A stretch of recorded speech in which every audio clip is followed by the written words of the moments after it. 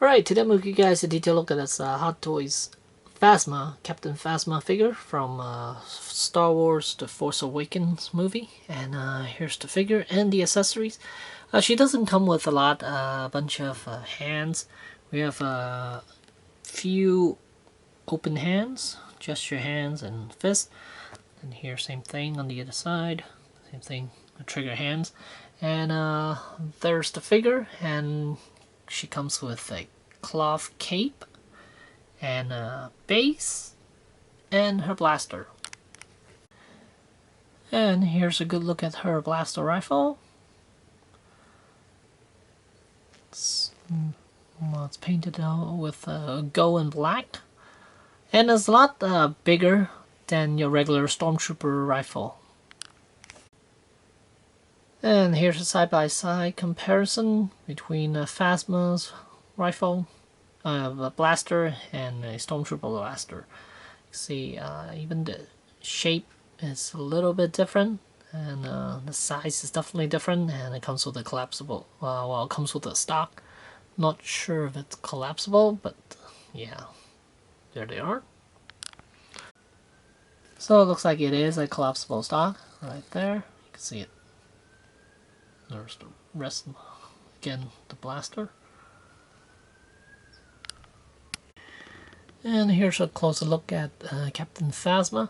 On the paint job on it, she has a reflective chrome, and then also weathering all over it. You can see a lot of little black spot here and there, which I kind of like because you don't want a trooper to be pristine condition. And there's the rest of her, and there's me holding the camera,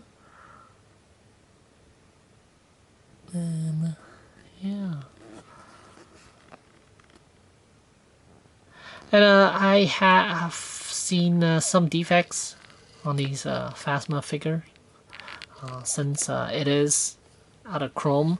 There are minor imperfections where you can see it clearly. Some were on the thigh pieces, and then I have seen some on the chest piece.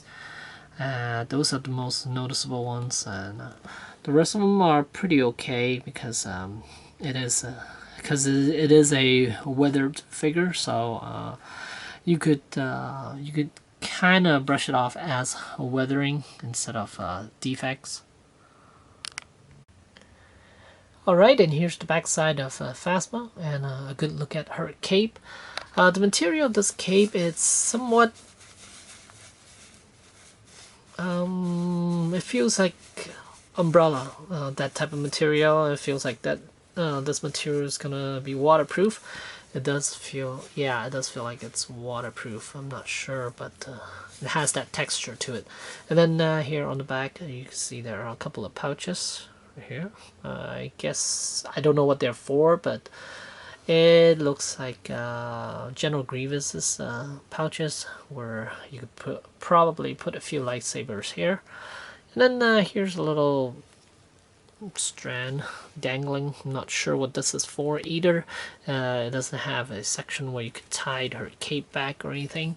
And then the cape is held on with a little snap, the little button snap over the shoulder, and then down here there's a little Velcro. You could just attach that to her back side, like so.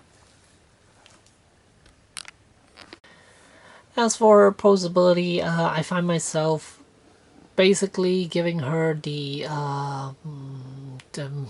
pretty much her movie pose, where she's holding her blaster like this with two hands, and that's about it. Because even though she's a new figure, her articulation still suffers from what the older Stormtrooper are suffering. It's because the suit, the inner suit itself, it has rubber pieces. Like here on the knees, you can see there's a rubber piece back there, and then you have the body, and then the undersuit, and then with the armor pieces over it. I was able to get her to hold this blaster without any issues, and the inner body itself is pretty stiff, so she is able to retain the pose without any issues. And here's a side-by-side comparison between a regular Stormtrooper and Captain Phasma. You can see she is definitely a lot taller. Let's see, how tall is she as far as measurements? She stands about, I would say about 13.5 inches in height. So she is a good size figure, and she's gonna look great in your collection if you have other Force Awakens figures to stand her next to, like Kylo Ren or another Stormtrooper, something like that. Yeah. And as for the cape, I don't think I mentioned this, but she does have wire running through her.